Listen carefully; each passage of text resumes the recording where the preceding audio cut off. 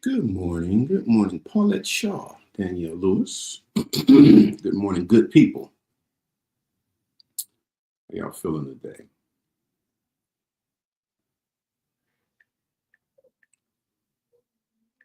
Feeling today. Let's get this text message out so everybody else can jump on with us.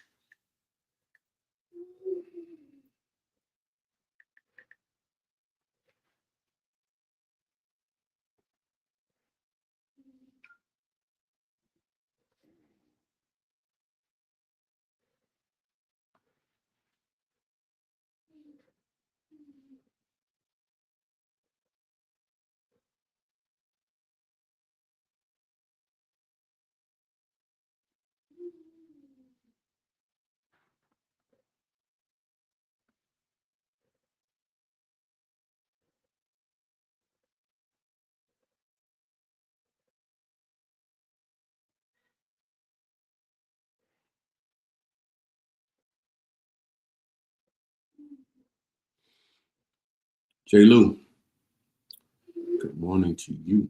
CC McCain, good morning to you. Charnay Newsom, good morning to you. How y'all feeling today? It's a good day. Wonderful day in the neighborhood. Would you be mine? Could you be mine? Could you be mine? Won't neighbor? you be mine? Won't you be my neighbor?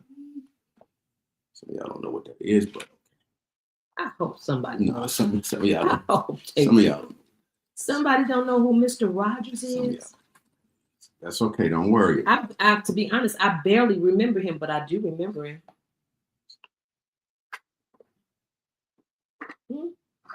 I talked about it. Good morning, Daryl Jordan. Good morning to you. Good morning, Lynette Hawkins. Hey, neighbors. Daryl Jordan said, Mr. Rogers with his cardigan sweater. Mm-hmm. He used to take his shoes off, right? Yeah, change his shoes when he coming. Yeah, he take his shoes off. Take his shoes off. Teach everybody how to be neighborly. Yeah. And neat. Yep. And he was cleanly and tidy. Mr. Rogers was ridiculed early on in his attempt to show everybody how to be neighborly and how to be have camaraderie with each other, because he brought a black policeman on his show in the summertime, and he and the black policeman took his shoes off and put it in a pool of water. Remember when you might not remember this, but there was an incident in the South where you couldn't swim, and a guy went and poured bleach in a pool with a bunch of black people were swimming. Yeah, and Mr. Rogers was the person to flip that by bringing a policeman on his show and putting their feet in water and enjoying a cool day. Oh wow, I didn't know that. Yep. I didn't know that. I gotta look that up. Yep, Mr. Rogers. So Mr. Rogers was, on that. Yeah. He was on that Yeah, stuff. Mr. Rogers was on that, Let's quit being silly. Yeah. That's interesting. Yeah. Somebody said I remember that episode. I think I might have been a little bit too young, just a little bit. Yeah. Come on, Tony. Sir. Chantel said Tom Hanks played him in a movie about his life. Beautiful movie. They said that Tom Hanks is actually some kin to him. Biologically some kin to him. Is that a fact? Mm-hmm. Yeah, Mr. Rogers. So, who said shame on you if you don't know Mr. Rogers?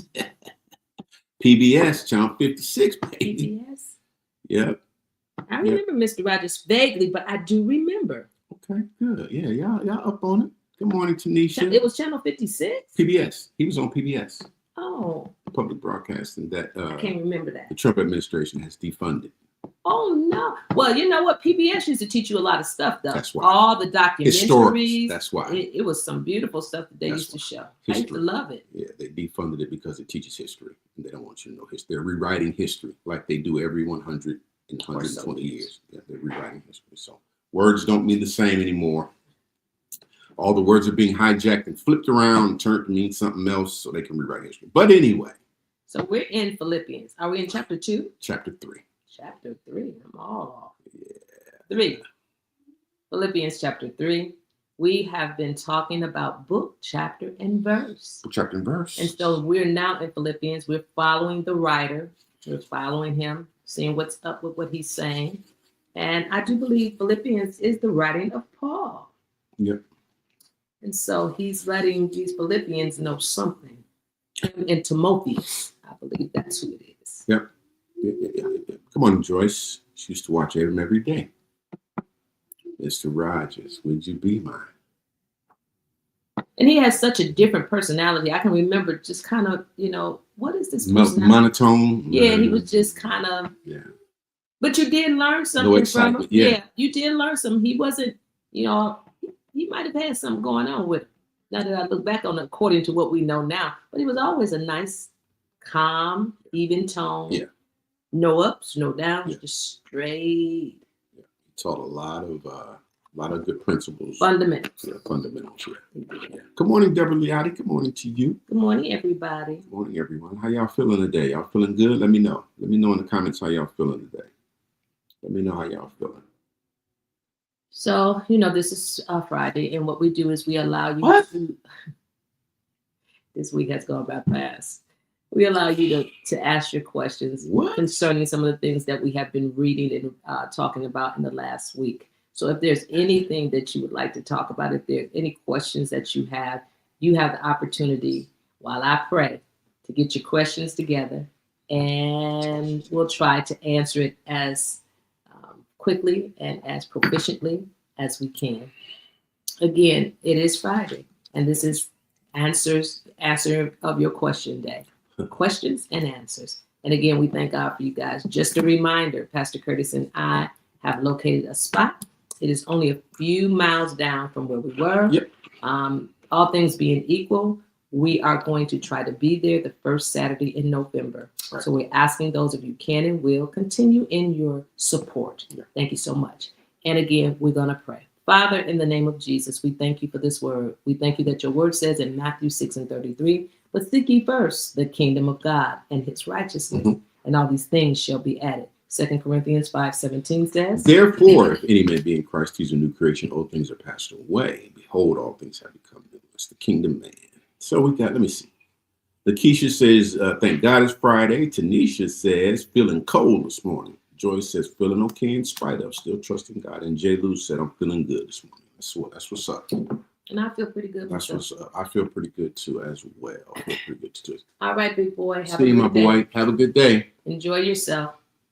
And so we are in chapter number 3. To those of you, let me just do this, who are on YouTube, like Sheila Robichaud, Our Power Extra, hello to you. Want to make sure that I greet you guys. Thank you for joining us on YouTube. Maybe you want to invite some of your family and friends to YouTube. Everybody does not subscribe to Facebook and all the other social media sites. So if you have somebody who says, I would love to listen to what they're teaching, you can always direct them to the Our Power Extra on YouTube. That's correct.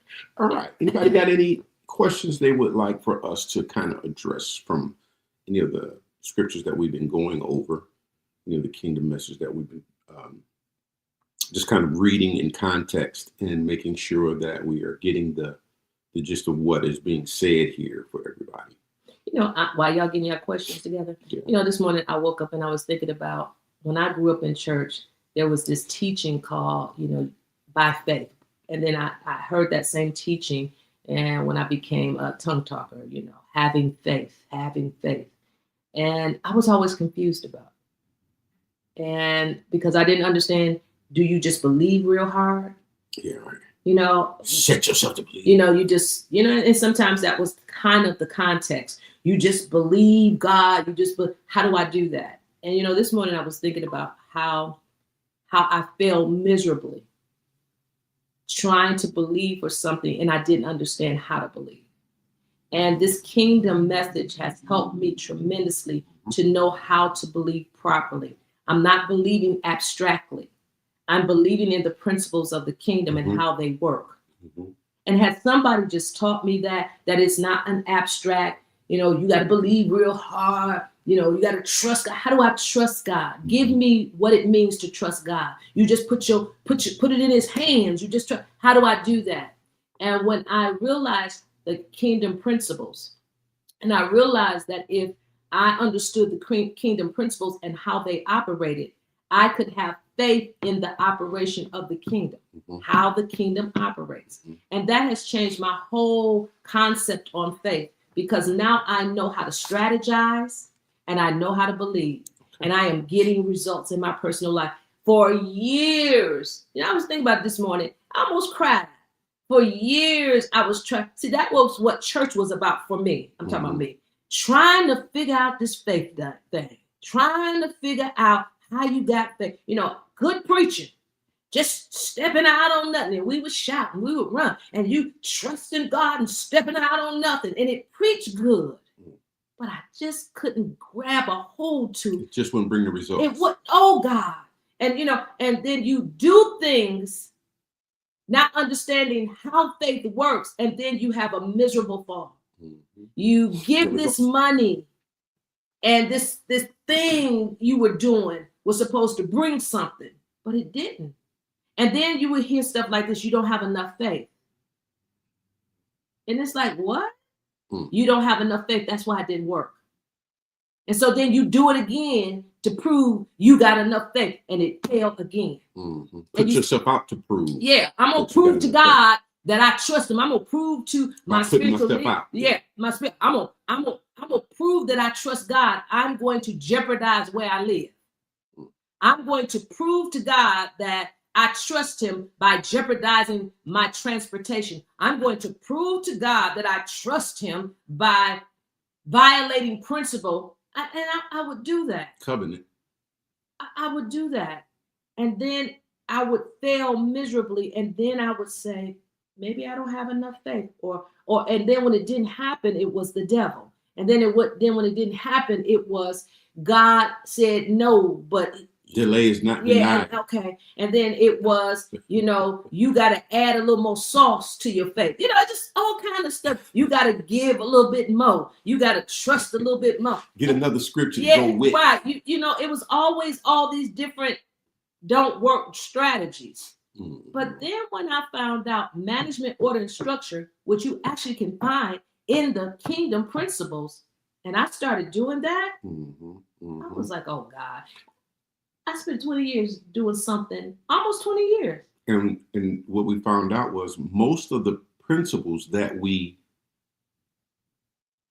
rehearsed in the kingdom was common sense principles that our ancestors had left and told us in a different way.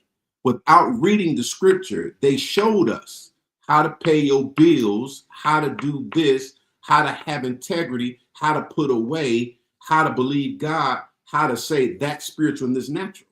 So we had it, but it was just something spiritual we needed or something. I don't know what it was, but I say it was a lot of manipulation, manipulating us from the principles that brought our forefathers, our grandparents, our great-grandparents out of the cotton fields, they used natural, okay, they prayed, but God gave them natural things to do to bring them out.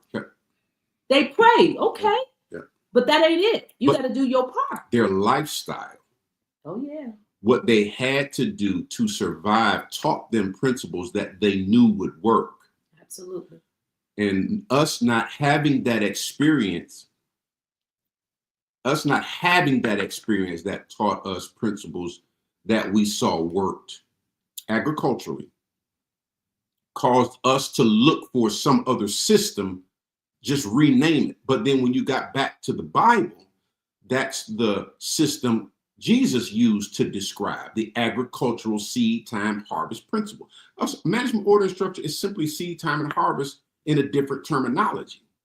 And as long as the earth remains, seed time and it's the same principle. You plant a seed, time goes by, you reap a harvest. Well, that's management, order, and structure. It's just you manage, you put things in order, you have a structure. Well, what's the management? What's the order? What's the structure? Seed, time, and harvest. You can't spend everything you got. You put stuff away. You arrange things for your life so that when life hits you, it hits the structure you built and not your life. It's the same thing. So what Pastor Tammy and I did was found the scriptures that Jesus talked about that showed us this, that our parents and grandparents taught us, and put that together in our minds and said, this is just the same thing. They knew that without quoting scripture. Oh God. And they didn't let anybody or get them off of it, because they knew it worked. The reason they knew it worked because they lived it. Okay. They lived it in the fields and in that time. And it was entrenched. They knew. They wouldn't get off of it. That's not, and when we would talk to some of our older Christian family members, and they would say, what is that? Yeah. What are you talking about? How is that going to work? That's not how it works. Or they'll say, you don't need to be rich. Why is that such a thing? Why is everybody running after money? All you got to do is pay your bills. Let me tell you what they were really saying. Be content with such things as you have. Why are y'all running after filthy lucre? Who is teaching y'all this? That's what they were saying. I'm just telling you, some of the older people in my family, they were like confused about what we were saying. Well, what about Abraham? What about he was rich and very? And they would be like, what are you talking about? That's not what this is about. Baby, you need to live a little while. Because see, what you're going to find out is you got your health. Yeah. They go to telling you about that. If you got your health in your family. But we were talking about, no, we got to be rich. And we go back and help our family. And we do this. No, you already rich. They would say this stuff. But we were consumed with this ideology and idea that it was enough of being poor. You weren't poor. You were rich in love and family. And you had things that would sustain your life. You didn't have to be. And we got caught up in that. And we would read Matthew 6:24, and Jesus would say, you can't serve God and money. And then we make that something different than what it said. He knew why he said that. And then Timothy was told by Paul, listen, don't let that money get a hold to you. Don't start running after that. For the love of money is the root of all evil. They knew why they were saying that, because a spirit comes with that. Okay. A spirit comes with that money that people don't know until they get that money, and then they be consumed with that by that spirit. And you can say what you want to say, and you can, but ain't no buts. Ain't no buts about it. In order to have that, the spirit has to come with it. And if you can't handle that, it's going to take you away. Ain't nobody handled it yet.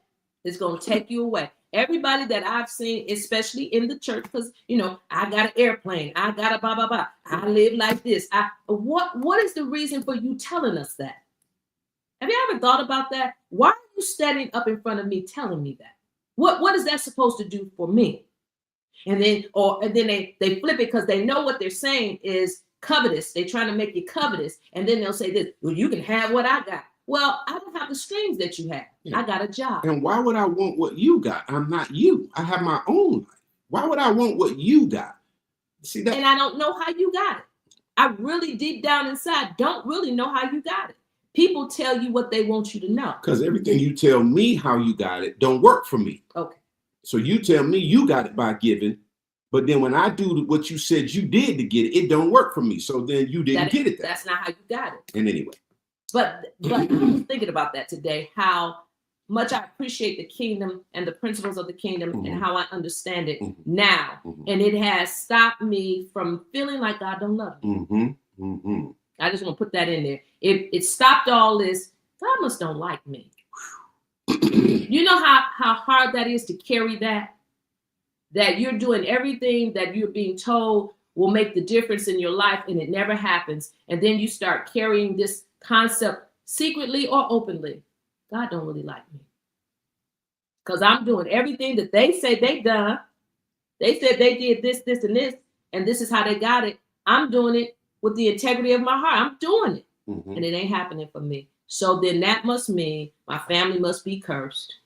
That must mean God really don't like me. That must mean somebody put something on. There's some root work. Then you go to getting crazy. And some root work, and then you talk to the wrong person, and they'll have you thinking it's some root work on your family. There's a curse on your family. There's no curse on my family. It's crazy. Y'all see? Somebody said, yeah, I see. And go all the way down. And you spend years just going around that same circle. So I'm grateful for that. I said all that to say this. I'm grateful for the kingdom message because it has helped me. That's just what I wanted to talk about for a few seconds. Anybody got any questions? No, they ain't got any questions. Right. Listening to what we were saying. I appreciate that. Philippians chapter 3. Now, Pastor, we appreciate you, relaying that to us, because I think everybody here that is so consistent coming on, being with you and I in the morning, have the same mind. We are grateful for the kingdom message. I am. I'm grateful. Pastor Tammy is grateful that God entrusted us to share it with you. And that's all we do, is just share this, so that the fear, so that the doubt, so that the timidity of walking with God, which is not easy, can be taken away, because that was never God's intent for us to be like that. All right, y'all ready for Philippians chapter 3? Let's see what y'all saying. I used to feel that God didn't like me because I had 4 babies out of wedlock. See, all that. I'm sure church taught you that. I'm sure of it. I can remember when we had our baby. Yep. Folks was bold to walk up to me and tell me, "Ain't you ashamed?" It's crazy. That didn't feel like no love. And the way that same energy they gave me was the same energy I gave back. Yeah, you was different. Because I was different. Yeah, you was different then. And Pastor Curtis was like, "Y'all better leave her alone." All I would say was, "Y'all better leave her alone." I'm not going. And then take it back. Come on, baby. And I would say, "Kurt, you better tell her." I ain't gonna tell them nothing. Get it. Ain't no difference. Kurt. And most of the people who were saying things to us had children already, was having babies. Right. What are you talking about? You got babies out of wedlock. But anyway. But yeah, it will make you feel that way, sis. And these teachings are healing. Yeah. Let me just put that out there. This kind of stuff is healing. Yeah. Because it allows you to see that God is not against you. Yeah. And when you go to these churches where got the girls standing up apologizing, that's trauma. Very much so.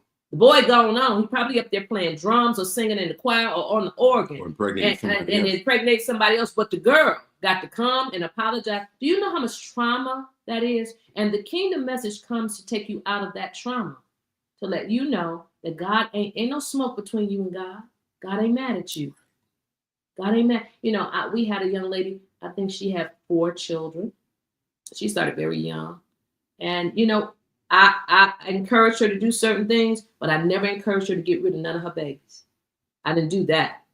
I didn't try to make her feel bad to the point that she wanted to get. Do y'all understand what I'm saying? I didn't take it off. Are you stupid? You just keep on. No, those are human beings. And I would say things like this to her, privately. Okay, you have to think differently. But I would tell her this. My mama had me when she was 15. And I'm not going to stand here and tell you to get rid of no babies.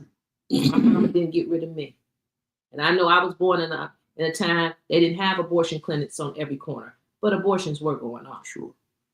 And if you knew the right people, they could get you in to the right folks, I guess, or the wrong folks, and you could have abortions. But my grandmother didn't allow it, and my mother went on with the pregnancy. And I'm in the planet, and I'm very grateful to be alive. I am too. Thank you here too. So, I don't want anybody to ever feel like, and the church has done a number on us. So much. So religion, let me say it right. Religion has done a number on us.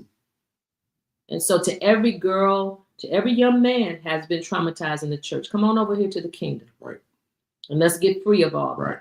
Right. For those of you who have sat in the church and been traumatized financially, emotionally, spiritually, come on over here. I promise you, being free, hearing the kingdom message is so much better than being bound by a bunch of foolishness. No guilt, no shame, none of that foolish church stuff. It's liberating. Who wouldn't want it? To be in something that's supposed to be loving, they tell you that they love you.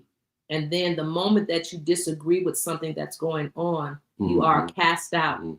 You are called a demon. You are called a witch. You are called a Jezebel, whatever the case. And then you're ostracized. You're told that people are told not to deal with you. That's not love. Come on over here to the kingdom. Right. We don't do that over here. Right. When someone's sexuality is questioned, you want to damn them to hell. We don't do that over here. Nope. We don't do that over here. We love over here. Yep. Kingdom. Period. I'm not concerned about what you do in your personal time and in your bedroom. Right. See, religion is always micromanaging and all in your business. This is why I'm going to say this. I guess we're talking today. I'm going to say this. This is why a lot of women, colored women, ain't married that go to the church. Because somebody's always micromanaging who you date, micromanaging whether or not you should marry. That is none of their business, because they get to go home to who they got, and you get to go home to holding yourself.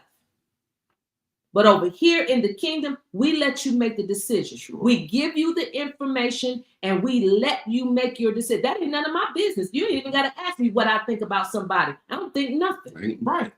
I don't know to think nothing about them. I don't know you. I know your church you, but I don't know you. See, I don't really know you. I know what you present to me. Right.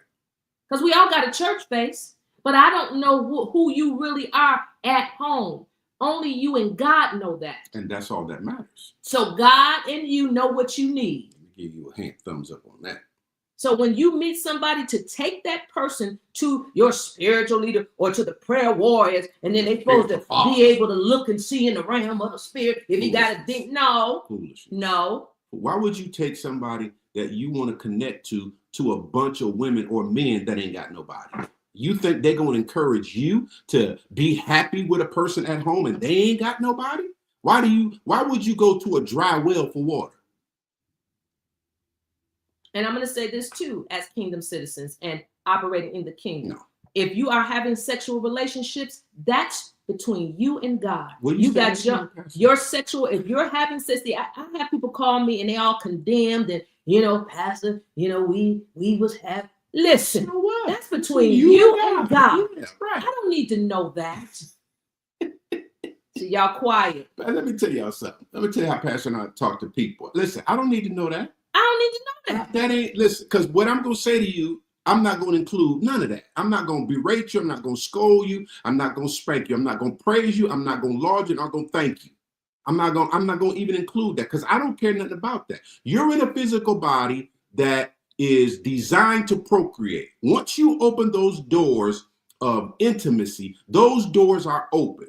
Now, you cannot shut them. You can discipline your flesh so that you can operate however you want to operate, whether it be to have sex or not. That's totally up to you. Ain't got nothing to do with the love of God in your life.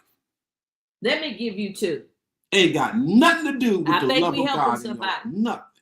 Nothing. So if you want to have sex, have what the Bible says. I know what the Bible says. I understand that what the Bible says, but I'm also in a physical body. I know what it's designed to do, and I know what doors are open. My point is, set your boundaries and operate in your life free of guilt from anything. I have people calling me feeling guilty. Pastor, I'm so guilty. And the reason why I think that this and that happened to me is because I was having sex. Listen. God ain't getting you. Okay. Now, all of us know principles. All of us need to know the result of violating the principle. But God ain't done nothing to you. Nothing. He ain't sending no thunderbolts. Right. He ain't sending cancer. He ain't blocking. He ain't gave you no stroke. Okay. He ain't done. I think the reason why I had that stroke that time, Pastor, is because I was in a sexual relationship. No. God didn't do. God sent a stroke. No. God wouldn't send a stroke. God wouldn't send a heart attack. God wouldn't do none of that. God wouldn't spin the block on you like that. Maybe it was the stress of being guilty and God gonna get me that caused that in your body. Right. I'm going to hell. I'm going to hell. I'm going to hell. Okay, come on now. And no, we're not saying do any of that. But if you have done it, God ain't mad. Guess what you need to do? If that's something that you realize that, I don't need to do that. Change your mind about it. And set the boundaries. So, anything that you're operating in, you have repercussions and consequences, anything. And so once you learn what those consequences are, you make your decision based off that. There you go. Not whether God gonna hurt you. Because see, everything is already set. God had already worked what he gonna work. And now he's sitting back watching you make decisions for or against. It's already set. It's already set. God ain't got to do nothing. Choose life. Right. I said before you. Right. Choose it. Now you choose what's going to bring the life you want. Period. That's how it goes. And God ain't against you. You made the wrong choice. You see the results of the choice, but you got the opportunity to say, you know what? I didn't like those results. There you go. I didn't like those results. So let me not operate like that. Let me switch that up. Let me discipline myself. Let me put boundaries in the way so that I know what I'm going to get. Because I know what that's going to bring. And I don't feel like that. Y'all ain't never had something that y'all did. Yeah, all of us have. And you said, oh, I bet I won't do that no more. Right. because I didn't like the results of that. Exactly. I'm not going to sit down and eat that whole pound cake. Exactly. Though I like it, I'm not going to keep on slicing off of it because 2 days later, there's 6 pounds on me and I can't even pull up my pants. Mm-hmm. So I won't be doing that no more. I will not be eating a whole cake by myself. I'm good on that. I mean, whatever it is. If you don't like the results or you like the results, you do it. But you get to choose it. God doesn't choose it for you. Here's another thing about the kingdom message. It lets you understand. So wait a minute, let me say this. CC said 1 trip to the friend of court is enough, right? See? All right, that's right. That's the consequences of I was having sex with that girl. Now I got $200 coming out of my check every week. I'm gonna cheat. And that's the thing about the freedom of the kingdom message. You understand God is not making the choices. You're making the choice. You ain't putting nothing in God's hands. Not a thing. It don't work that way. That's not what that old cliche, bury it. Put a stake in its heart. Put it in a coffin. Bury it 12 feet. Because you ain't putting nothing in God's hands. The earth is the Lord's and the fullness of men, but the earth had he given to the children of men. That's the Bible. It's in your hands. You get to make the decisions for your life, but you better make those decisions based on. Okay. Not God is making these for me. Not God is making the God. I'm putting it in God's hand. And God is like, I don't know why you putting it in my hand. I ain't the one. I ain't holding out his hand for your trouble. No, you make this. You the one got to live for or against that. You the one have to experience the choice from that, not God.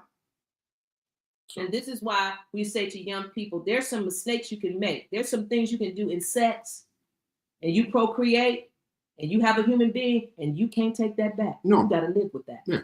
Your whole life got to change.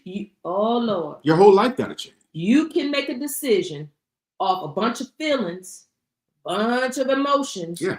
And then you have to live with the results from now on. Your whole life got to change. That's just the truth. So when you understand that, you make the proper decisions. Because I don't want to have to deal with that. Listen, I'm going to be married so that I can have somebody help me with these children. I'm not doing it like that no more. And you teach your children. Why do you teach them that? Because you have had certain kinds of experiences. And you tell your sons and daughters, listen, you don't want none of this. Don't do this. Because you don't want the results of this. You want to go in another direction. Right. Because there's some things you cannot. Y'all understand what I'm saying? There's some bugaboos. Mm-hmm. And then by the same, speaking to the same thing, you tell people, you tell your children that, but then you have to learn they have a right to make their own choices as well. There's no need of you getting upset with your adult children that make choices for their life. Now, the choice that you have is how much of a refuge, how much of a help you're going to be. See, that's your choice. Wow. Mama or dad, will you babysit? Now that's my choice. Yes or no. But now they get to choose for their own life. So you tell them, listen, all this sex and all this on that, you think you're having a good time, but if you get pregnant and you get this child, this is what it's going to change your life. You can't drop them off on the weekend when you want to go back and have a good time. It don't work like that. And you can't invade my life. And you can expect me to change my life to accommodate what you have done. Okay. So I get to say, I'm not going to get upset with you. No. I'm not going to fall out with you.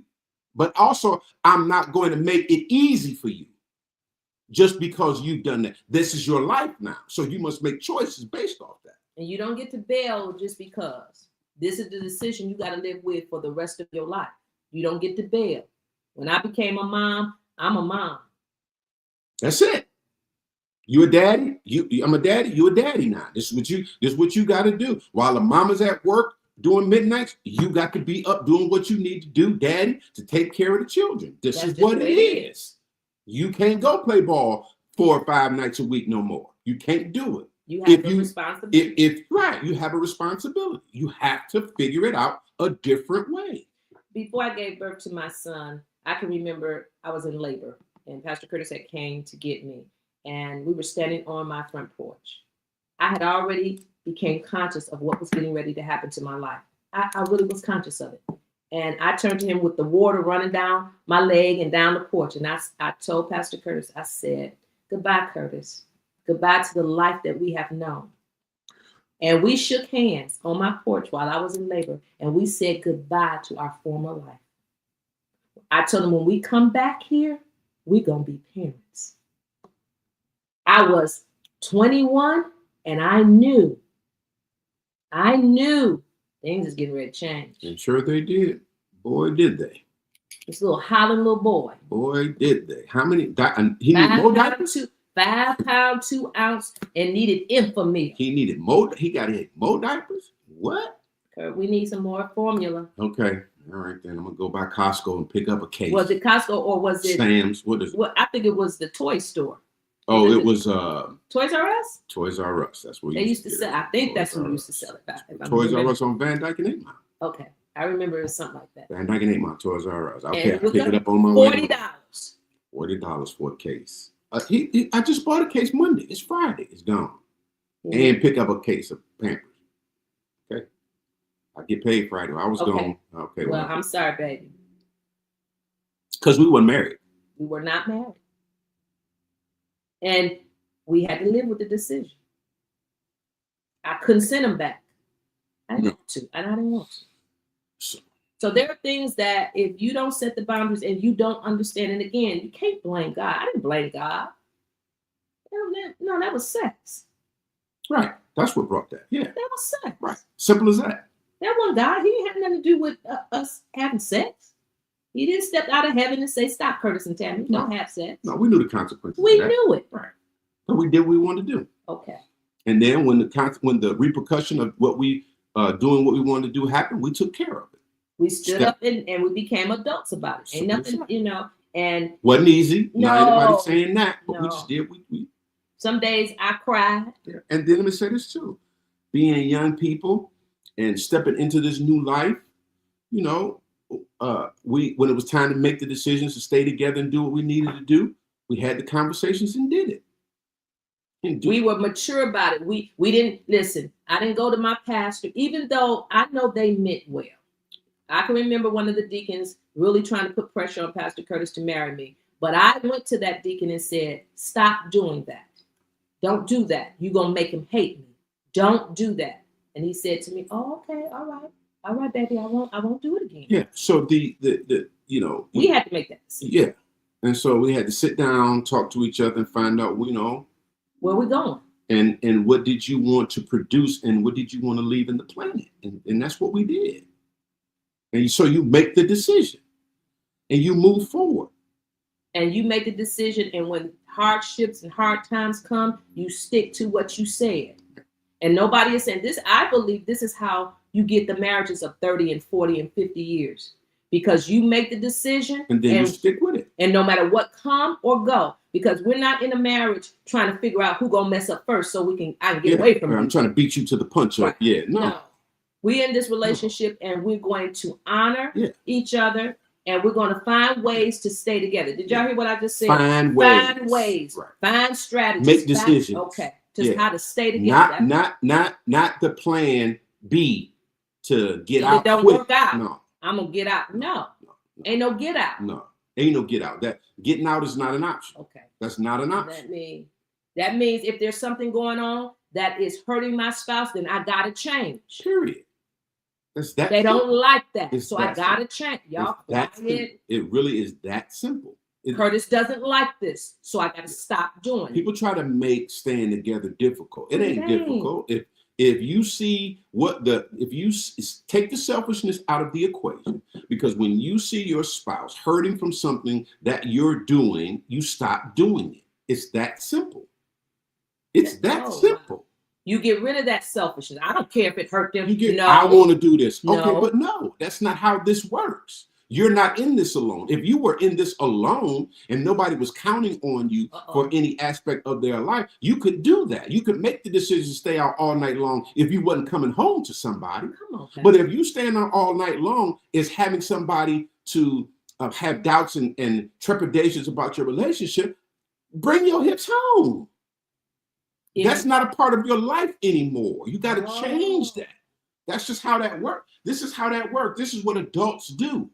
If you're making a life, you make a life based off of the ingredients that are included: wife, husband, children, mortgage, car notes, clothes, insurance, work schedule. Come on. These are the decisions you make that around, not what my boy's doing this weekend. Those Negroes are single.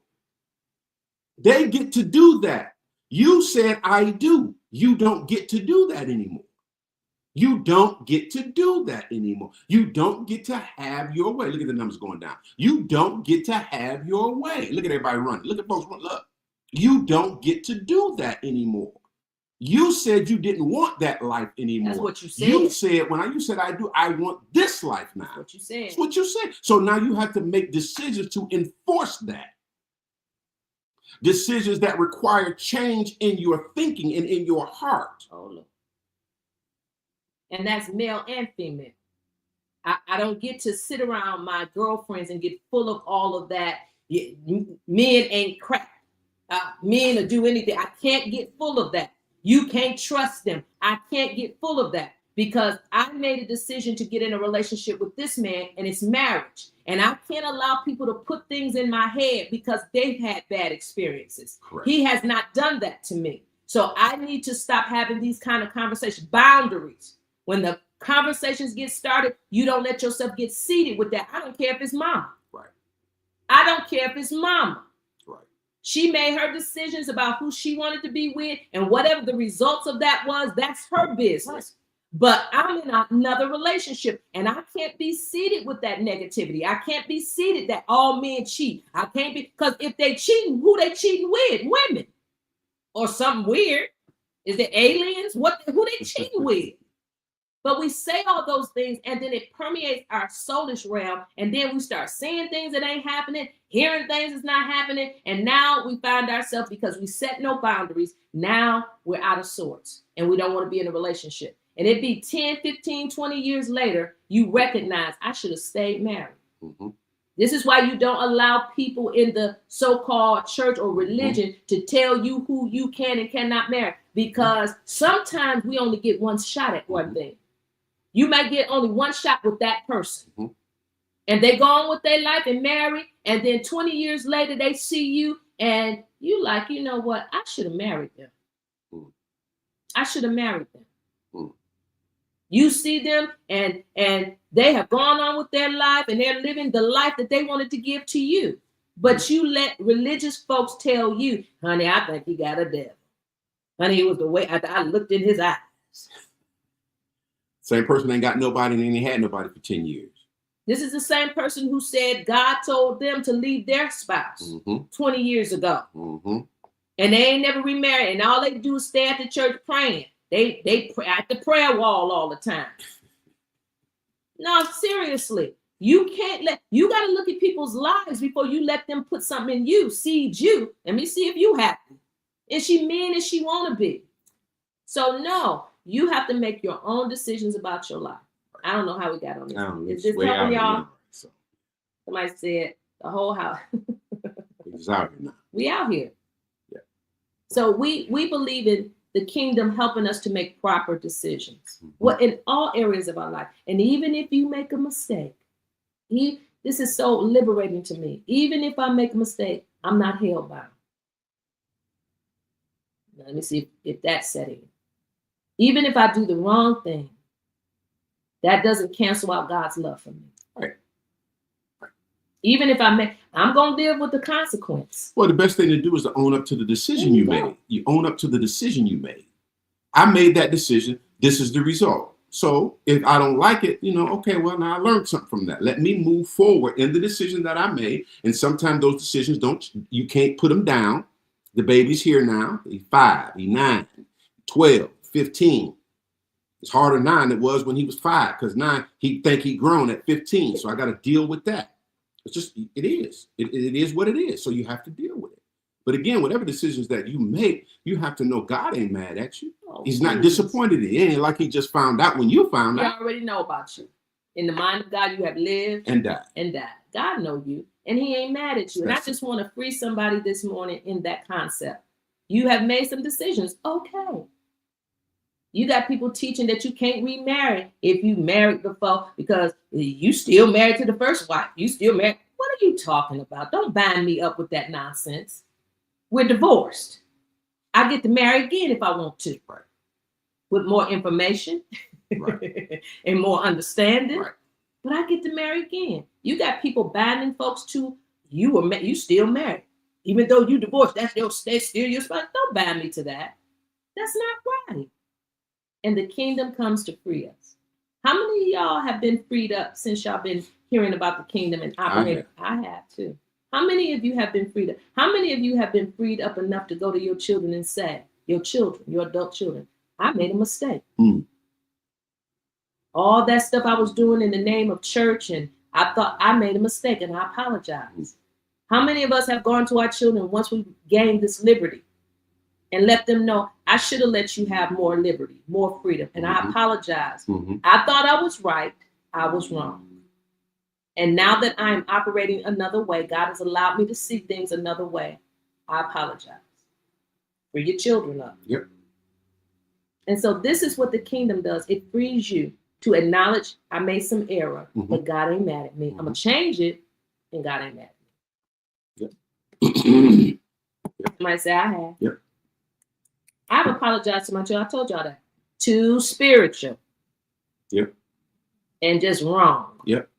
Loud spiritually and wrong. Just spiritual. Just everything the devil. Everything the devil. You got a demon. Just standing on wrong.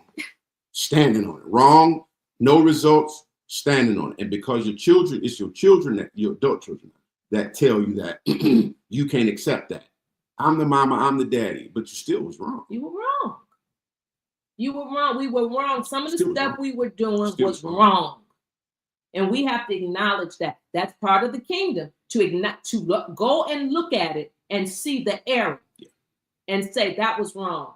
And I apologize for that. I wasn't trying to hurt you, but I was wrong. Yeah, ain't nothing wrong with that. And then it gives them the opportunity to train up their children another way. It sure does.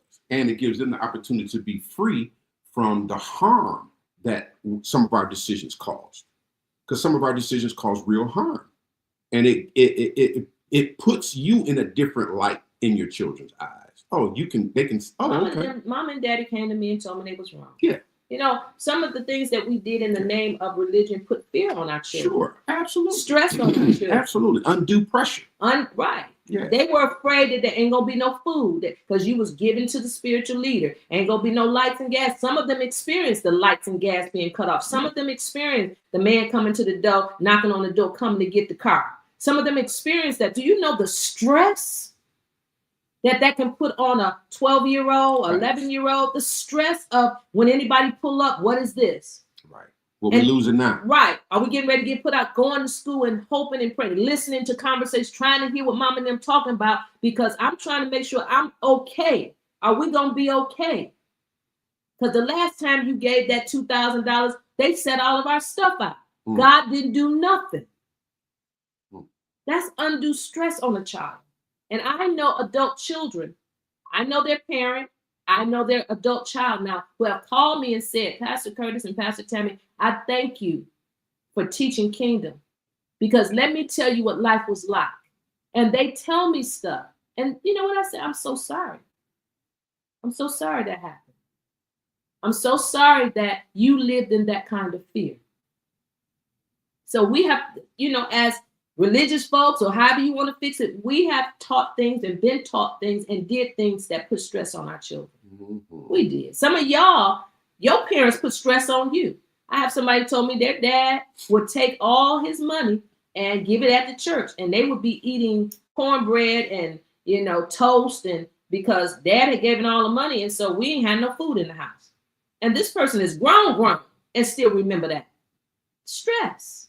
Do you know how that affects you in every area of your life? That's trauma, and you carry it because of church, and we don't want to do that. This is what the kingdom comes to do: free us so that we don't do stuff like that. Let me see what y'all saying. Which is why a lot of those children today don't want any part of the church. That's right, Brother Jordan. Very true. I apologize to my sons. People don't realize what they go through. Now, I'm just telling you, I know this because I've talked to some of y'all adult children. Absolutely. I ain't said nothing to y'all about it. I never will. But they have told me, thank you, Pastor Curtis and Tammy, for teaching this kingdom and getting my parents free, getting my mama free. Because this is the way I know what it is to be in the cold. I know what it is to not have lights and gas. I know what it is not to have gas in the car. I know what it is not to be able to get shoes so that you can play basketball. I went through it. And I resent my mom and I resent my dad for it. And then when talking to us, I can say to them, all of us were just trying our best. Yep.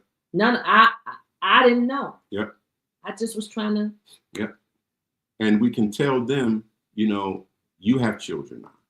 And in your wanting the best for them, you will make mistakes. Absolutely. Because you will do things based off the knowledge of your harm that you receive that will cause harm to your children. You just don't know it yet. You won't know it until they come up. See, there are some things you won't do. There are some things you won't say that would have benefited their life, but because of the trauma you suffered, you made different decisions. And you'll see that when they get adults. I should have did something, but because of how I came up, I didn't. Right. But then you'll see a different result in your children. So all of us will make mistakes because there's no perfect way of doing it. You just got to live through it and see your error. Once you see what you've done, go to that person, go to your children and say, I thought I was right. Yeah. You know how many times I've said to my children, I didn't mean no malice. Right. I wasn't trying to hurt you. Right. I thought I was right. Yeah. And I was wrong. And mom is big enough and godly enough and in the word enough, however you want to fix it, to say, I'm wrong. And I apologize if I caused you any trauma, if I caused you any pain. Please forgive me, because that was not my intent. Right. I was just trying to figure out how to do it. Right. I had my own traumas. I had my own pains. I was just trying to figure out how to get past my own hurt. Right. I was trying to make a better life for you. And what I was being taught was this is the way to make a better life so that you could have the things you wanted. But it didn't work out that way. And I'm sorry for anything that I've done that hurt you. Please forgive me. You free your child. I have had so many young adults tell me, my mom came to my dad, my parents came to me, and Pastor, I appreciated it. My mom and I now have a better relationship. Our parents and I have a better relationship. I understand them. They understand me. When I say I don't want no parts of church now, they understand why. And they don't say I'm the devil and I ain't raised you like that. They don't do that. They simply understand that I saw certain things growing up that didn't look right and didn't look fair. And now they can see through the lens of my childhood life. That's right. They can see it now. Yeah, I can see why you, Because no, we didn't have lights and gas. And that was dumb for me to give $1,000 and not pay the rent. But, you are where you are. You know what I'm saying? In life. And you have to, Pastor Tim and I are talking like this because you are where you are in your thinking. You are where you are in life. And you have to just acknowledge that and move forward. Okay, that was dumb to do, but I did it. So now I have to make sure I talk to you and acknowledge that I did it and allow you to see that and hear the trauma that I put you through so we both can heal and move forward. We're not going to dwell on it. We're not going to let it remain. Beat me up over you're not going to, make me live in it. Right. Because I was sorry. If it taught you things and brought negative things in your life, now you have to correct them. So let's not live there. Let's just acknowledge that system does not work for us, and then let's have a relationship with God independently from that will allow us to do that. And to every parent that feel like, I let church keep me from participating in my children's lives like I should. I instead of going to the games, instead of going to their little concerts, instead of going to the events they had at school, church overrode that. My pastor overrode that. My so-called position in the church overrode that. And now that you're in kingdom and you recognize that the hurt that you caused, you can go to your children and say, listen, I know that hurt you. I can see that now. I was wrong. See, one thing about religion, it's always trying to get you to vie for position. And when you're always vying for position, you just get tunnel vision. You know, I want to be the best one at the church. I want to be the one that pastor stands up and says how committed I am and how wonderful. I want that accolade and praise. And sometimes you got to recognize something going on with you. Something's going on with you. Why do you need the accolades and praise of your pastor? What is that about? But we don't recognize that until later on. We don't realize something's going on with me, because why do I need that? Why is that so important? Why do I have to have that? And why would I sacrifice everything so that I can have these accolades and praises of somebody that don't even know me? The people looking up to me and calling me special. It's because there's some kind of trauma in you. Maybe growing up, you didn't feel worthwhile. Maybe growing up, you didn't feel like people respected you. So now that you got this so-called position, you want to be respected and lauded because you never had that before. You have to deal with those traumas. And sometimes those traumas show up, and you've got people who are manipulative and they're watching you to see what you need. I never forget, Pastor Curtis told a spiritual leader once, because it seemed like to me, everybody that was around them always wanted these bishoprics and all these positions, and they would do anything to get it. And Pastor Curtis told this person, said, I don't care nothing about that. Right. I don't care nothing about being no bishop. I don't care nothing about that. Right. And I think that put a little sting in them because they couldn't use that as leverage. Tool, right. Yeah, because I can make you a bishop, and because he ain't like that. He don't care. I just do bishop work. Right. I just do apostle work. Right. I don't need you to give me the title. Right. I'm doing the work. But if you feel like you need these accolades and praises, you will do anything, including sacrifice your family. Right. And I've seen people do it. I hear one thing and I see something else. Right. I've seen people do it, sacrifice their family because I want to be important over here. Right. Right. And if you don't get a hold to that, you can hurt your family. And they ain't gonna forget it. You got to come to yourself and realize what you did and ask them to forgive you. I chose this over you. Admit it. I did. I chose that over you. And I apologize for that. I'm so sorry. I didn't realize how much that would hurt you. Please forgive me. Do y'all understand? This is what kingdom brings. It brings healing. And the ability to check yourself. And there's nothing wrong with pursuing healing, after we know we've messed up. How about that?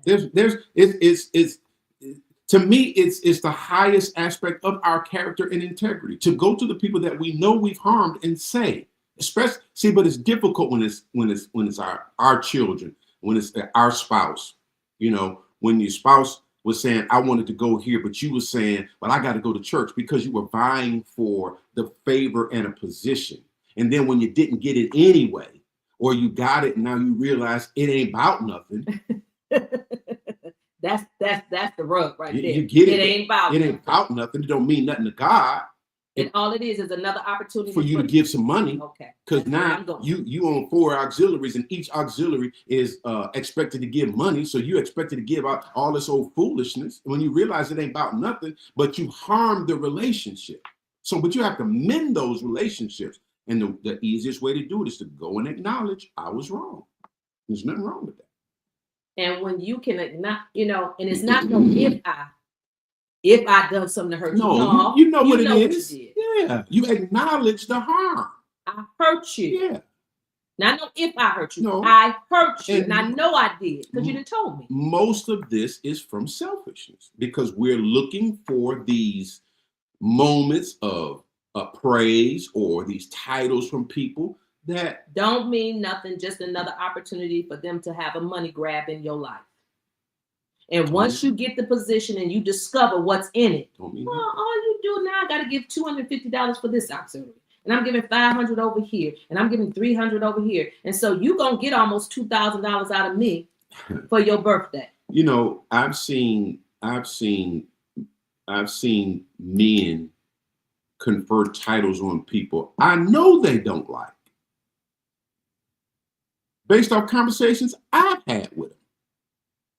I know you don't like this person, but because everybody else is gone, now you're going to elevate this person. that you don't even like. You don't like them. And I know this.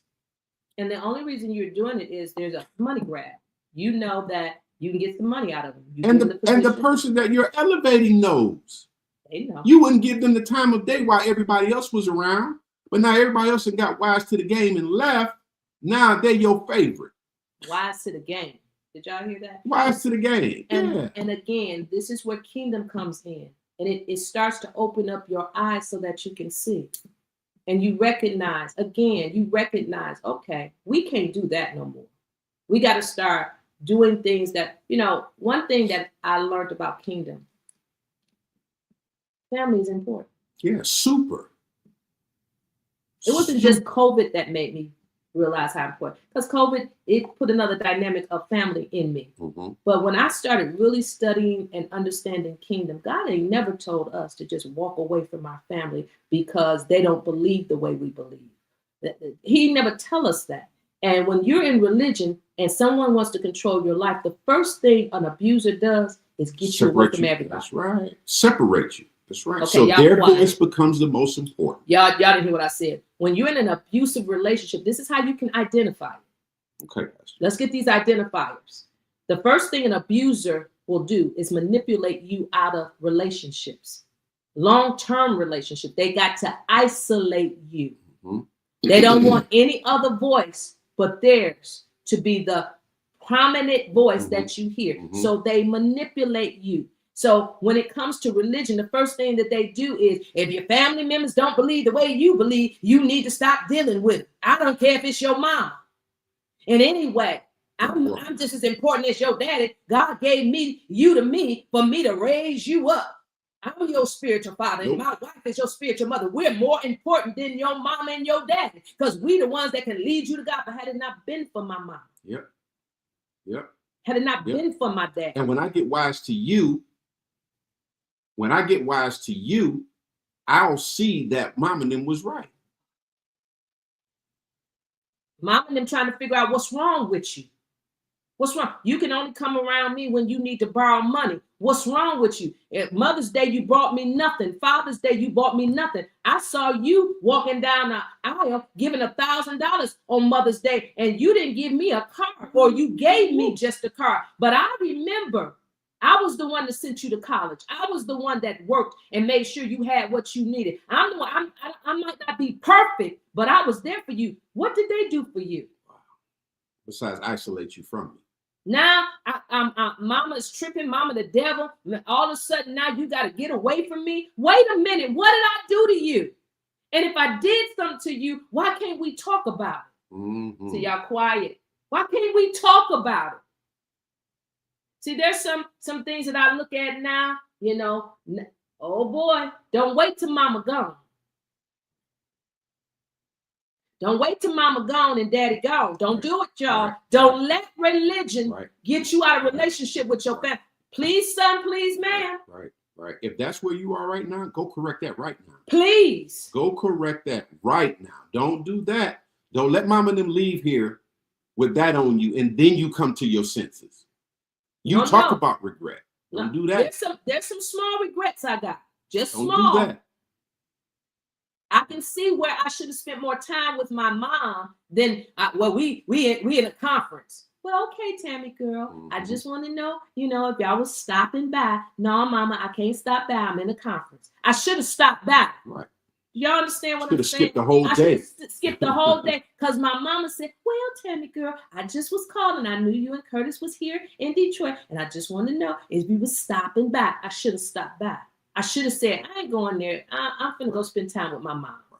Y'all understand? There's some little small nuances that I got that I say I should. Because see, once they're gone, you can't spend no time no more. And listen, ain't no regret in the sense of it is what it is. But I look back now and see, I didn't hear her cry. Y'all understand? She was reaching out to me. There was a cry, and I didn't hear it because I was full of religion. It's okay. Because I made up a whole lot of stuff. But there were moments. See, don't let religion do that to you. That's facts. Your dad, your mom, your brothers and sisters. That's facts. You know how many family reunions we missed? That's facts. And hurt our family?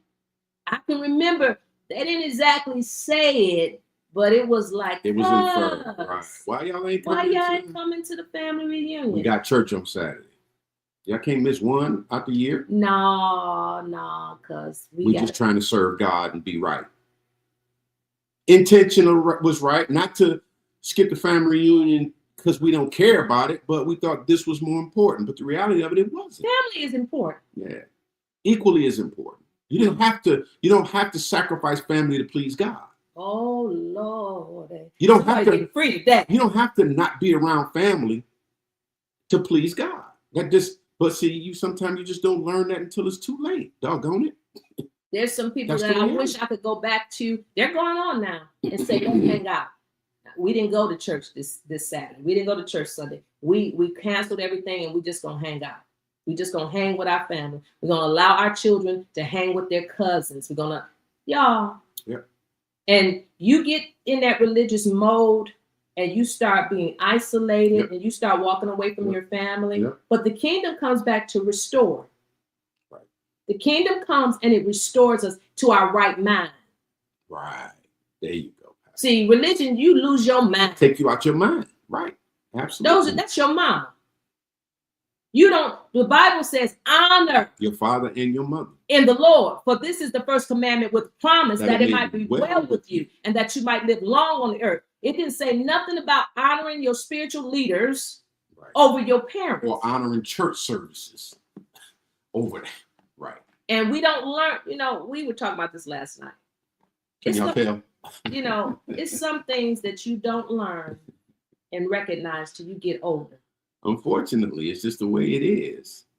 We talk about, it's like, why didn't I understand this when I was in my 30s and 40s? Because I could have did so much more had I understood this in my 30s and 40s. Yep. Why do I have to get to this part of my life and recognize, oh my God. We were talking about this last night. Oh my God. You don't recognize how important family, really. Yeah. Really important. Till they're gone. You can see so much in hindsight. That's just the way it is. You see how religion robbed you. Yeah. And the traditions of men robbed you. It becomes clear. It becomes crystal clear. It's so clear to me now. Of what happens. It's crystal clear. And then you can't change it. No. So we're not trying to get people to wear it. We're just we're hoping somebody is hearing us to avoid it. Well, there's some young people here. There's some mature people here. There's people here. And there's some things we can straighten out and some things we can avoid. Some things we can straighten out and some things we can avoid. Yeah, hindsight is 20/20. It is. It's perfect vision. I can see clearly now the rain is gone. Yeah. I can see all obstacles in my way.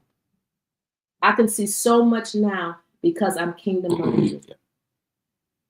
I can see how important relationships are. My marriage is. How important my children are, my grandchildren. I can see things clear, how important my mom was. Yeah. How important. I'm clear now. And this is the rub. You wake up one day and you're 60. And where did the time go? And my how things are different. And boy, I wish I could change this. But you can't. You wake up one day, and I know y'all 30-year-olds, y'all better hear what we're saying, because I declare it was yesterday that I was 30. And I mean that. What was yesterday?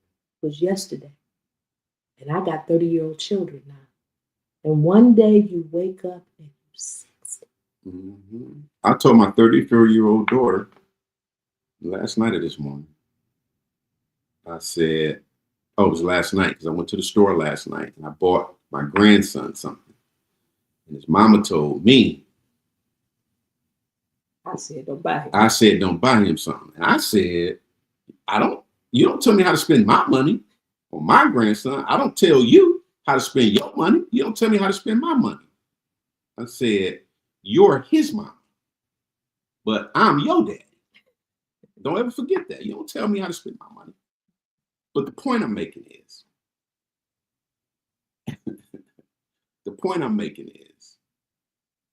when you wake up one day and you're 60, and you look at your children and they're 30, but you just had them. I just had both of them. We just got married. Yeah. I can remember the day. I know it. I'm looking at it. I can remember when we moved in the first home. I can remember when we first bought the furniture. We painted everything and made it really nice. I remember. And I can't even remember sometimes. It's like a lapse in time. I can't even remember how we got here. Yeah, right. There's things like there's some time missing. Gaps in the time. How did I get here? Because it's like we leaped over time and we're here. And I promise you that's the way it feels. I'm not over exaggerating. That's what they say. Evelyn said, one of my grandchildren said to me, so if we miss church one time, we don't love God? See, that's see what that mind is? That's the mind. That's the perfect mind right there. She's on YouTube, so she may be a little bit behind. It's very hurtful to recognize the time that you have allowed to go unused. So make it up. That's our point.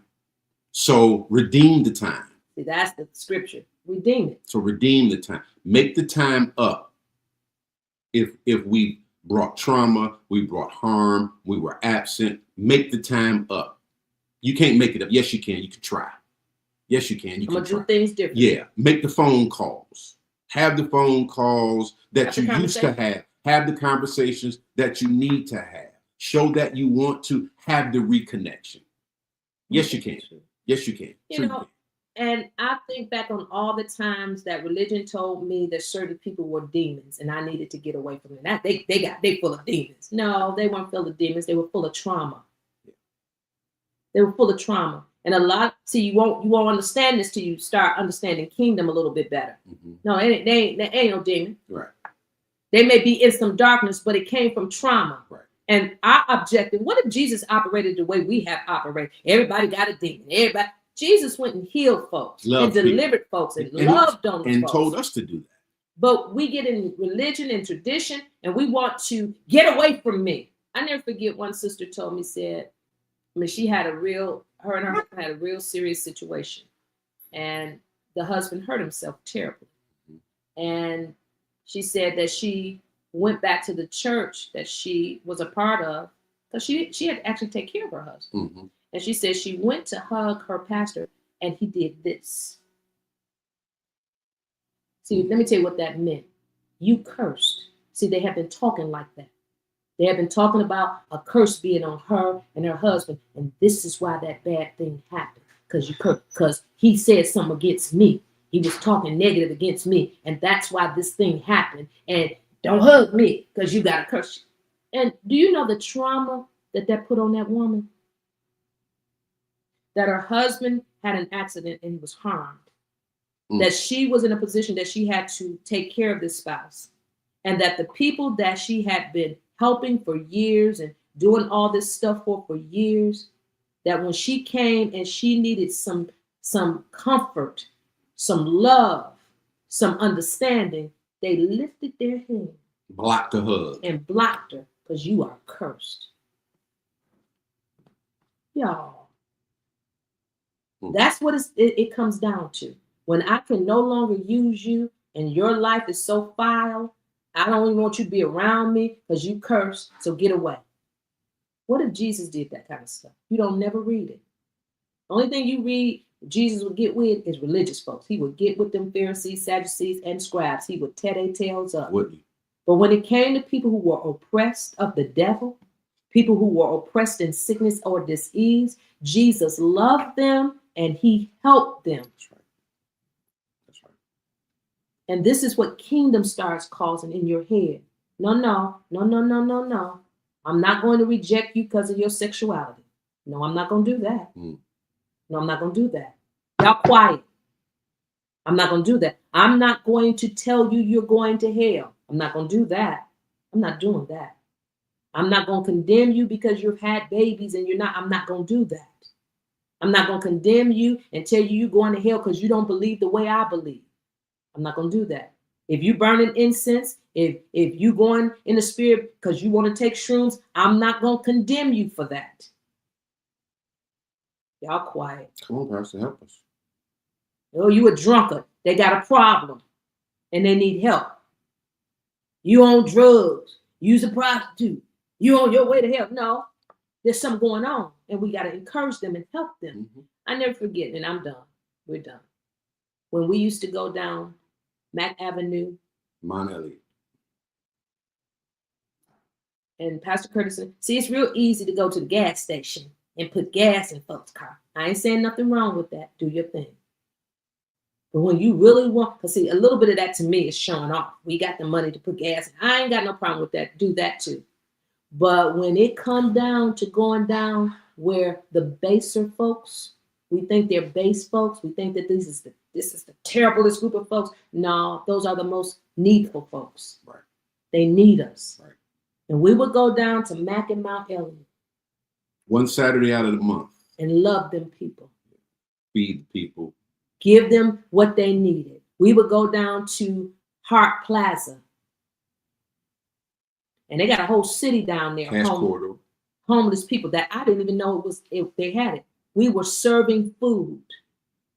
Bringing sleeping bags. Socks. Bringing undergarments. We would go to the shelters. Yep. And we didn't send the people. We all went. Doorstep. Yeah. Oh, yeah. We all went. We wanted people to know this is what it's about. It ain't about no driving no fancy car. It ain't about no living high. It's about me, and I'm going to go. Right. And I'm going to hug the prostitutes. So y'all quiet. And I'm not going to be, give me some sanitizer. Okay, stop that. These are human beings. We understand that they may be dirty, but you ain't got to have your armor bearer standing right there after you hug. Right, and they ain't left yet. Right in their face. You so dirty. No. And we ain't gonna do it for no pictures. And we ain't gonna do it because, we gonna be on social media. We ain't doing all that. Right. Now, I ain't saying nothing wrong with it. There are times that you need to do it. If you have been taking people money and soliciting people for money and you want them to see what you're doing with their finances, fine. But we ain't gonna be putting no photos in folks' face, no cameras, no videos. We ain't doing that.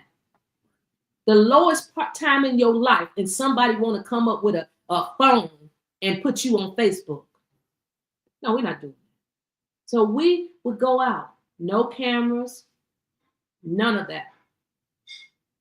At the time, Target was helping us. Right. And Target would give us donations, and we would take those donations, and we would make sure that people had laundry detergent, make sure people, had deodorant. Okay. And we did all that. And we took the finances and we did things to help make sure people had food.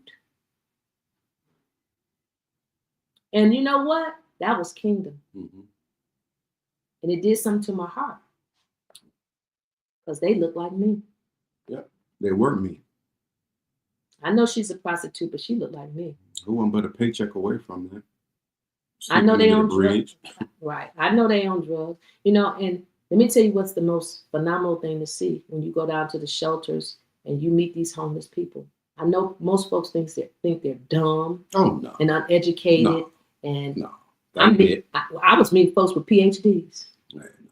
I never forget this gentleman, very articulate, very intelligent gentleman. And he was talking to me. He said, I know. He said, I'm in a situation. He said, I don't even know how I got in this situation. He said, but I'm not dumb. He says, I have a degree. He reached in his backpack and pulled out his degree. Showed me the paper that he had graduated with a degree. And I stood, he had a degree that I didn't have. Yep. And I stood there and my mind was swimming. He said, I'm not ignorant. I'm not dumb. I just made some poor decisions, and that's how I ended up here. And when you start operating the kingdom, you see this can be anybody. It changes your mindset. Just a couple of decisions away. That's it. That's it. Going down the wrong road one time. That's one it. time. That's all it takes. We've met people who said, I tried crack once. And this is where I ended up. Once. A friend of mine shared it with me and told me, just try it. It's a different high. Once. That was 10 years ago. And I've been chasing that high ever since. I have ruined my life. One wrong turn. So you can see why you can have compassion for people. Nobody wakes up and want to be a drunkard. Nobody wakes up and want to be a drug abuser. And I learned that. Did y'all get anything today? We have had a good conversation. We didn't go to Philippians 3 because it's Friday. Yeah, it's Friday. We're going to come back Monday and we're going to walk through it. Somebody said a lot of them. You know what? I didn't know that. For some reason in my mind, I just thought Skid Row meant Skid Row. Just Skid Row. They just pitiful people. No. Gentleman, he said he was the mayor of the homeless people. Of the homeless down at Hart Plaza. And they sleep down. It was a whole, we never knew it was a whole little city down there. A whole little. I mean, they had a mayor. He told me, he said there was a little young girl down here. And she had just had a little baby, and she had that little baby with her. He said, I called the police and told them to come get her. She don't have no business down here with no baby. Some of them had enough love in their hearts, and they knew this is going to get wrong. She down here, she's young, and she got a baby, and there's a bunch of men and women down here that do something to her. So let's get this girl from down here. Yeah, they got their own community. It is. I didn't know that. Yep. I didn't know that. I tell you, I stood in awe. I didn't, go down in there. Yeah, but that was the year we had a sleeping bag drive. We had a sleeping bag drive for like 4 or 5 months. Well, we would collect money, buy sleeping bags, and people would come and bring and donate sleeping bags. I think we had over 100. Yeah. That we went down and passed out right before the winter. Yeah. Right before the winter hit, we went past like 100 sleeping bags in Cash Corridor, Hart Plaza, just to make sure people had warm sleeping bags for the winter. Something that we found out just so many things about that community. It was mind-boggling how many people were down there. I never was the same. In Detroit. I remember Christmas Day. Christmas Day. Pastor Curtis and I and several of the members, we had all agreed we're going out before y'all open your gifts. Yep. Before y'all do anything. Yep. We're going downtown. We're going to pass out food. Right. And we're going to pass out socks. Right. And coats. Yep. And the gloves. Yeah. We put all the stuff in the car. We had, what's the name of that? It was at Eastland. They closed it. It was a store that would allow us to buy coats and don't charge us tax. It was. See, y'all, it's so much stuff available that we wouldn't have known had we not been about helping people. So what was the name of that they let us come in. He gonna think of the name. Mm. They let us come in, and I think we bought like 100 coats. And the coats were puffy coats, and they would sell the coats to us for like $5. Yep. $5. Yeah. They used to sell the gym shoes, Stephon Marbury shoes. We used to get them and take them to the shelter for like $5 and no tax. Yeah, is what they would charge us because we had the 501c3. They wouldn't charge no tax. And we used to go in there and just clean them up. Yeah. What was the name? And we went in there and bought all these coats and shoes, and we went downtown. It was Christmas Day. It was cold. It was so cold. And we passed out coats and food. We had lunch bags. And we passed out in water. And I never forget this man. We stopped and we said, hey, he was walking. And he turned around. I said, are you hungry? And he said, no. He didn't want no food. I said, I got out the car. I said, Pastor said, you want a coat? He said, yeah. And we gave him a coat. I said, because the look on his face was, I don't want no prayer. Right. Don't pray for me and don't give me nothing. That was the look on his face. And I said, no. We're not gonna just pray and don't give you nothing. And we gave him food, we gave him a coat, we gave him some socks. And I remember watching him vomit in the grate. He was sick. Sick. Yeah. Sick. I was so toe up over that. And it was cold. Christmas Day. It was Christmas Day. Christmas morning. No, it wasn't 4 million. It wasn't Burlington. It was before that. It was before those stores. It was in the same place that Burlington was, but it was before that. I cannot think of the name of it. Sister Hartness, you remember what that store was? And they gave us so many breaks. I remember going to the shelter and asking the parents to give us their children's shoe size. Right. And the parents wrote down the shoe size and they wrote the child's name down. And then we came back a couple of days later with the shoes. That weekend. I never forget the children. They ran downstairs. They knew we were there. And they came down the stairs and we had set up tables to give undergarments, socks, face cloths, soap, women's personal things. Y'all know what I'm talking about. And we set up tables and our members was at the different tables. They could just go around and get what they needed. And I never forget, the little boy walked up to me. He said, I got some new shoes and a coat. I said, let me see it. And he showed me his shoes and he showed me his coat. And it brought so much joy to me. Yeah. And I never forgot that. I never forgot his little face. Yeah. He just smiled. I got some new shoes and I got a coat. And he probably was about 4 or 5. And I said, you do? And he showed me his shoes. You see my new shoes? And I said, I do. They were in a shelter, but that brought him joy. I don't know what that did for his life. Right. I don't know how long he may have carried that around. There was a teenage girl. My daughter had all these designer jeans and all this stuff, and she decided to give them away.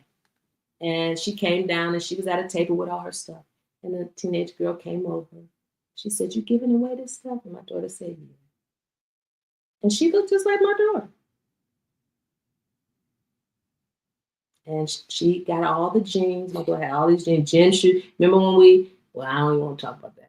But I used to stand in the line for the newest Jordans. I don't tell the truth. I ain't gonna even lie. And my daughter had me and my son too. Mama, the new Jordans coming out, and I'd stand myself in the line to get her some Jordans. So she had Jordans that, according to her, were not the style. So like 6 months in, you can't wear them no more. And I remember these ones with the hearts on them. I don't even know why that stays in my mind that had hearts on them. And she had them up there. And the girl got the gym shoes. And she was happy. She was happy. She was so happy. And I think it did something to my daughter, because when she came home, she was like, I'm sorry, Mama, for being so smart. Because she went in her room with her bedroom set, her TV, all her clothes and shoes, in a warm house, and somebody else who looked just like you, stop. She couldn't do what you do. That's kingdom. Mm-hmm. That's kingdom. Going to the shelters, going down and hugging and loving and helping people who are less fortunate, and not trying to make them feel better. Did y'all get anything? Mm-hmm. I did too. Listen, let's pray. Father, in the name of Jesus, we thank you for the word today, the encouragement. We thank you that we see clear now what the kingdom really is. We ask right now in the name of Jesus that you will bless the people, and that they will take what we have been discussing and utilize it in their own personal lives. That they will walk like Jesus, who went about doing good, healing all who were oppressed of the devil. I pray right now in the name of Jesus that we will walk in this truth, that we will be released from the trappings of religion and the traditions of men, and we will walk in the liberty of the kingdom. We thank you for it. In Jesus' name, amen. Amen. Again, thank God for you guys. Listen one more time. As of right now, November the 1st, the first Saturday in November, we will be in Detroit. We're trying to line things up. We're asking those, if you can and will, continue to give your tithe and offering to help us be in a position that we can do what is necessary. Our budget for this month is $1,000. It's not a lot. That will help us do everything we need to do to get into the building and move forward. So again, we thank God for you guys. It's just a little bit of money. We can come together and make sure it gets done. We thank you so much for your participation and your help. There may be somebody that say, Pastor, I can just hit you right quick and make sure that everything is done. If you can do it, thank you. If you can't, there's enough of us that can get it done. We appreciate all your help. Again, if you would like to give your tithe and offering, you can do it by Cash App, $ Power, $ Increasing Faith. You can also do it by Gildify, Increasing Faith Ministry, or you can call us at 313-401-5953. You can use that same number for Zelle. So again, if you would like to give your tithe and offering, you can do it by Cash App. $ Our Power, $ Increasing Faith. You can download the Givify app, make Increasing Faith Ministry your preferred ministry. Put your giving information in there, make it real easy, or call 313-401-5953 to get by Zelle, or you want to talk to Pastor Tim. Tori. And make sure that you do not forget MWAM, Money with a Mission. Again, we thank God for each and every one of you. You want to call Tori for something? Yeah, Tori.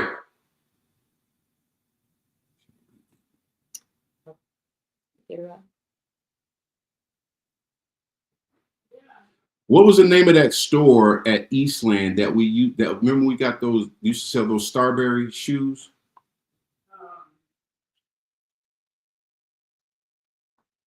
Starberry. Yeah, you know. Yeah. Yeah, where Burlington is, and what? Remember? Yeah. Okay, she can't remember. It's been. Can you look it I up? tried. Oh, Stores at Eastland. Yeah, I looked it up. Again, we thank God for you guys and your assistance in making sure that we can continue to preach and teach and demonstrate the kingdom. Thank God for you guys. Listen, one more time, if you would like to give your tithe and offering, you can do it by Cash App, $ Our Power, $ Increasing Faith. You can do it by Givelify, Increasing Faith Ministry, or you can call us at 313-401-5953. Somebody says slow down. 313-401-5953. And you can also use that number for Zelle. We appreciate you. We thank you so much. Don't forget MWAM, Money with a Mission. God bless you. Sister, who is it that I want to talk to?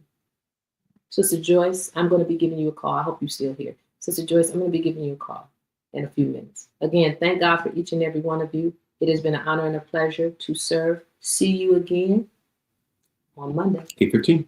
God bless.